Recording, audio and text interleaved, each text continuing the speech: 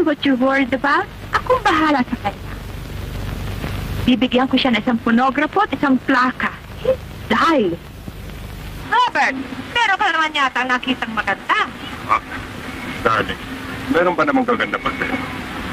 Sweetheart, that's music to my ears. Shall we go? Darling, you will enjoy this. Pupunta tayo sa floating restaurant. Robert, gusto ko pang uminom. Pero darling, marami ka nang nainom. Kumain na lang tayo sa Taipa. Alright. Kung ganon, kakain ako na isang buong pritong garupa. Good. Good.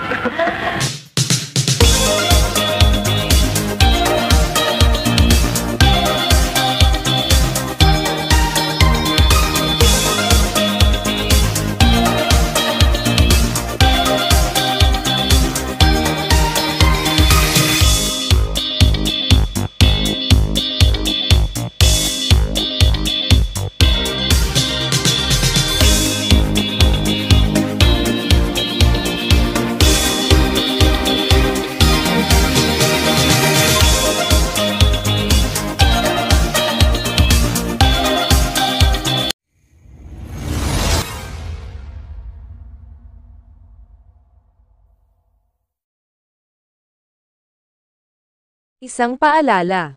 Ibig ko lamang pong ipabatid sa mga taga-subaybay at manonood ng munting channel ko, na ako po ay hindi eksperto.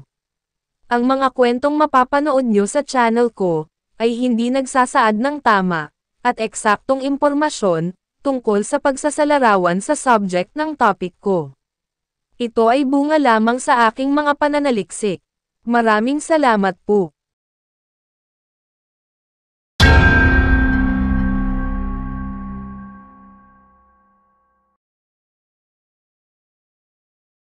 Si Sigrid Sofia Agatha de Torres von Gizzi, na mas nakilala sa kanyang screen name bilang, si Paraluman, ay isang batikang aktres, na nagmarka sa industriya ng pelikulang Pilipino, mula noong dekada 40, hanggang dekada 80. Ang kanyang screen name na Paraluman, ay nangangahulugang, kagandahang maladyosa, ay tunay na naglalarawan, sa kanyang kagandahan at talento. Siya ay ipinanganak, noong December 14, 1923, sa Metro Manila. Ang kanyang ama ay isang Aleman, na nagngangalang Lothar von Gizzi, at ang kanyang ina naman ay isang Pilipina, na nagngangalang Tekla de Torres mula sa Tayabas, Quezon. Ang kanyang pagpasok sa mundo ng pag-arte ay nagsimula, sa tulong ng kapatid ng 1930s star, na si Corazon Noble.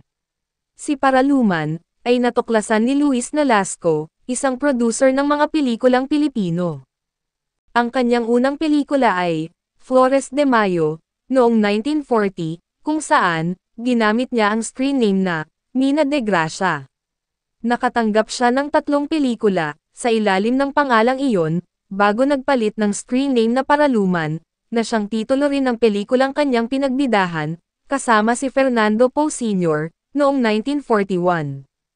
Mula noon, ito na ang kanyang pangalan, hanggang sa kanyang mga pelikulang ginawa, sa ilalim ng Sampaguita Pictures, at iba pang produksyon. Si Paraluman, ay kilala sa kanyang kagandahan, talento, at husay sa pag-arte. Naging isa siya sa mga pinakamahuhusay na aktres, sa kanyang panahon, na nagbibida sa iba't ibang genre ng pelikula, mula sa drama hanggang sa komedya. Sa kanyang karera, nakagawa siya ng mahigit 70 pelikula, kabilang na dito ang, Kailan Sasabihing Mahal Kita, noong 1985, ang kanyang huling pelikula. Na-nominate siya ng 6 na beses, sa FAMAS Awards, kung saan, ay 4 na beses para sa Best Actress category, at 2 beses para sa Best Supporting Actress category.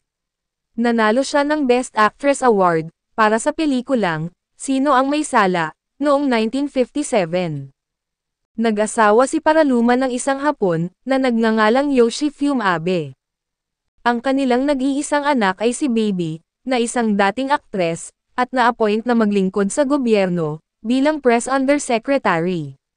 Matapos makipaghiwalay kay Abe, muling nagpakasal si Paraluman noong December 1949, sa isang Amerikanong piloto, na nagngangalang Anthony Joseph Tony O'Brien, anak ni na Peter O'Brien, at Dolores Barreto. Mula noon, Ito na ang apelyidong ginamit ng kanyang anak, na si Baby O'Brien. Ang sikat naman na actress, na si Rina Reyes, ay anak ni Baby O'Brien.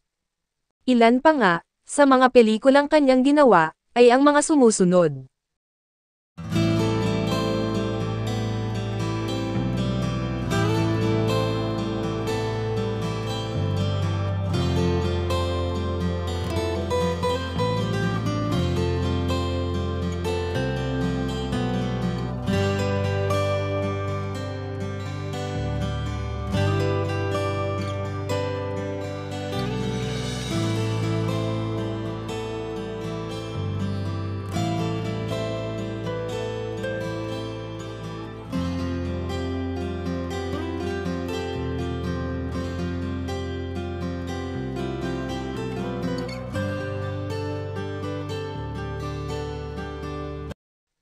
Si Paraluman ay pumanaw, noong April 27, 2009, sa edad na 85, sa Parañaque, Metro Manila.